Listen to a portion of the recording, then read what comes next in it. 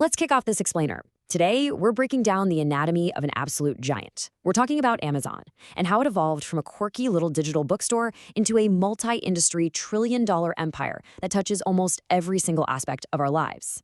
We're looking at a company that fundamentally rewired modern commerce, pulling directly from deep investigations into the rise and reign of Jeff Bezos. To really get a sense of the scale of the empire we're about to explore, listen to this quote from Bezos. "The Earth is finite, and if the world economy and population is to keep expanding, space is the only way to go." It perfectly captures the sheer Napoleonic ambition driving the guy. He wasn't just thinking about retail efficiency. He was literally looking at human civilization's footprint. Big things start small, sure, but the end goal here has always been boundless expansion. So here is our roadmap for the explainer today. We've got 5 parts. 1, the blueprint for domination. 2, the human engine. 3, the invisible infrastructure. 4, the surveillance network. And finally, the trillion-dollar backlash. Section 1, the blueprint for domination. Let's see how a small Wall Street idea laid the groundwork to become the everything store. Think back to the early 1990s. Bezos is working at a hedge fund, and he discovers that web usage is growing at a staggering 2,300% a year. By 1995, he launches Amazon.com as a bookstore, mostly because books had this massive built-in digital catalog ready to go. But the real game changer, the thing that shifted them way beyond just books, hit in 2005 with the launch of Amazon Prime. They leveraged a profound willingness to just lose money for years, all to capture that long-term market share. And they played hardball right out of the gate. Internal teams reportedly had a negotiation strategy known as the Gazelle Project, which specifically targeted smaller, weaker publishers for better terms. It was literally likened to a cheetah pursuing a sickly gazelle. It's a pretty stark contrast, right? You've got their very public mantra of customer obsession on one side, but on the other, intense pressure on independent suppliers, sometimes even removing the buy button for publishers who didn't comply with their demands. Now let this number sink in for a second. 150 million. That is the number of Prime members drawn in by that promise of free 2-day shipping. This single program created an inescapable ecosystem that completely changed how the world shops. It built the ultimate loyalty loop, essentially turning Amazon into the default starting point for buying online. Section 2, the human engine. Let's talk about the hidden mechanics and the physical infrastructure required to fulfill those 150 million Prime promises. When you look at the warehouse floor, the sources show 2 totally different realities.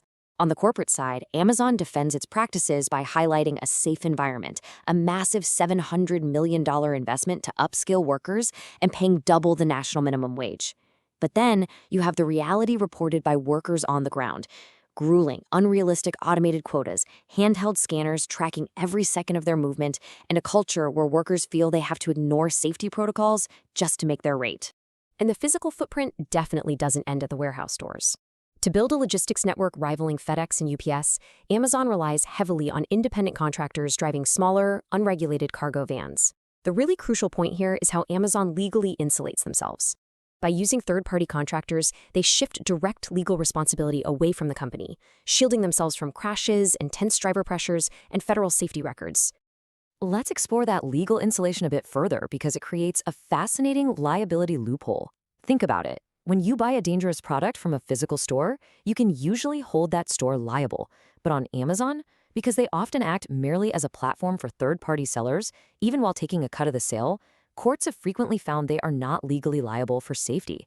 Dangerous or toxic products can slip right through the cracks of this massive marketplace without the company taking the legal blame. Section 3. The invisible infrastructure. This is where we shift from physical boxes arriving at your door to the invisible digital backbone of our world. $35 billion. That represents the annual sales of Amazon Web Services, or AWS. This whole thing was born from Bezos' realization that he could just rent out Amazon's own massive digital server infrastructure to the rest of the world. It is absolutely not a side hustle. It's a massive profit engine for the entire corporation. To wrap your head around the true scale of AWS, you have to realize that even if you never use Prime or buy a physical box from them, you are still inside Amazon's ecosystem.